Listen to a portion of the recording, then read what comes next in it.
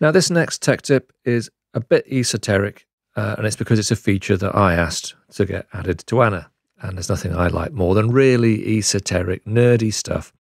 And so when I saw Anna 2 during beta, I did think, ooh, it'd be rather nice if that loop start and loop end could be modulated. And at the time, they couldn't. So I popped that into the Sonic request box, and lo and behold, back it came. Now, it does not do normal, straightforward stuff. It is a pretty freakish and weird sound, modulating the waveforms. But it's something some of the older samplers used to do, and I did kind of enjoy messing with those to get some of these effects going. So I'll quickly show you some of the stuff I use it for. You can use it for whatever. So first thing, let's get something interesting and complex to play with. So we've got let's turn the waveform off on 1. So we've just got 4 doing bamboo chime.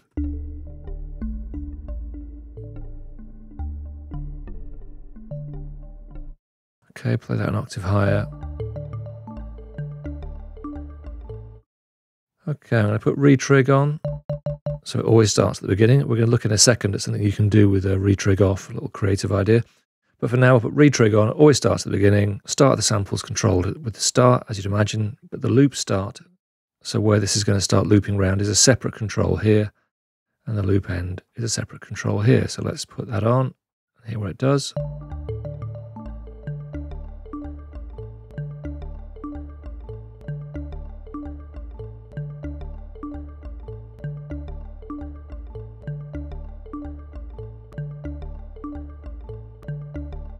So we've got that doing a straightforward loop. Now, what I want to do is modulate some of these parameters so that the loops don't just stay still, they actually start changing around. So let us modulate loop start with an LFO, number 1, which we're going to check the rate and the depth. Let's see what happens.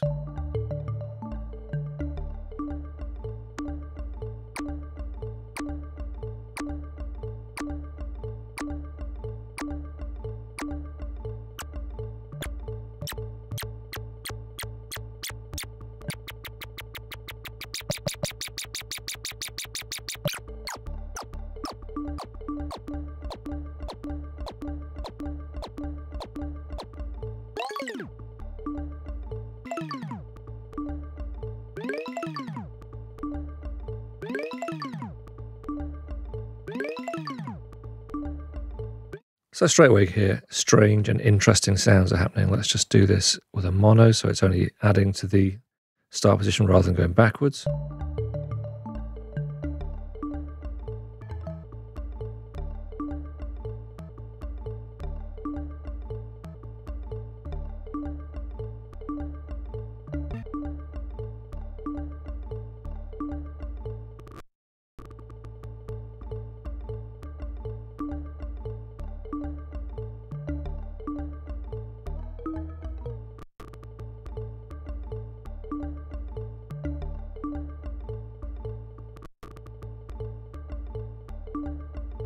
So that's just messing around with the loop start. We can also move the loop end, and if we use the same modulation source, they should effectively kind of move together as long as they're set to the same depth.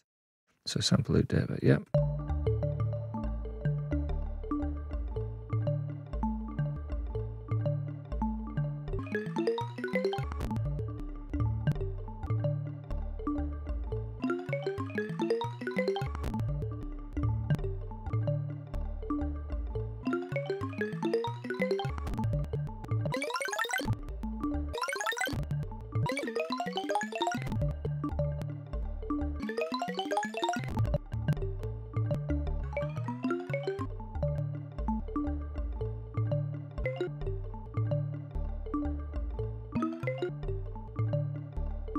So you can hear there straight away, just oddness and madness. Now, I'm not pretending that you're going to get much more sense out of this, but it is a really unusual sound. You put it into drops, atmospherics, ambient stuff.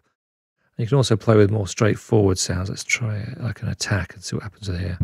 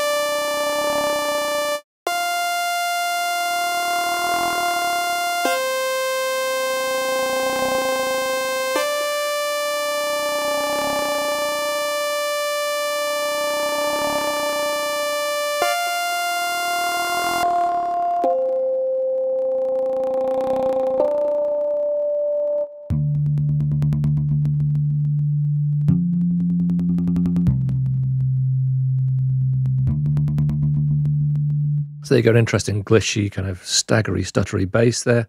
So these are things you can quickly pull up by doing a bit of modulation, loop start and the loop end. Doing it any other way would be a really fiddly, time-consuming, loads of mess. So just occasionally pull this up, chuck a sound in, see what happens.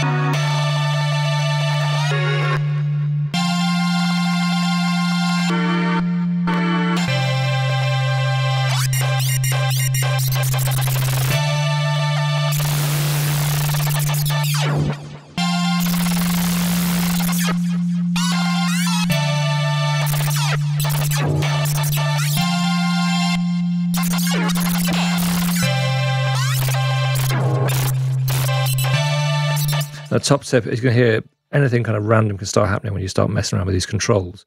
If you're trying to keep it sort of musical but also completely mental, leave a little patch of the waveform here that's not in the loop. So you always, as you hit a new note, get that before it hits whatever the hell's happening with your loop there.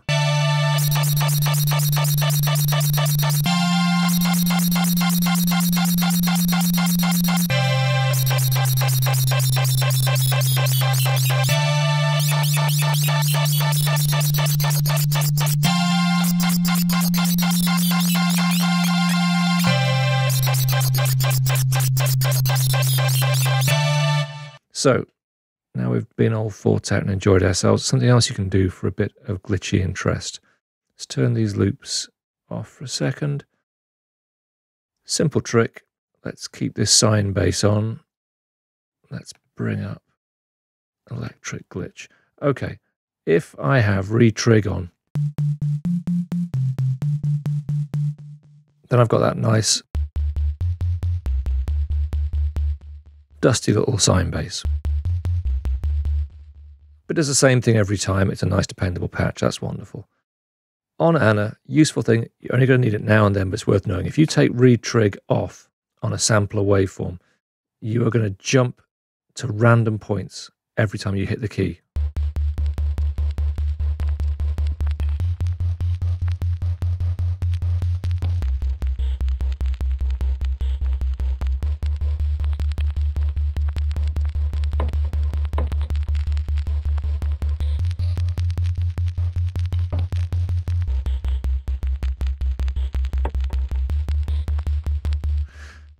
There you go, simple as that. If you want to add a bit of random variation into a patch, pull up something with a lot of kind of babbly gabble going on, turn Retrig off and just leave that there.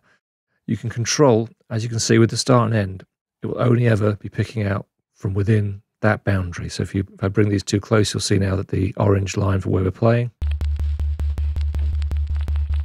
is controlled to just that section. So if you have a sample you want to just be randomizing within a small area, and you just bring it back with the start and the end. If not, you can do the whole thing.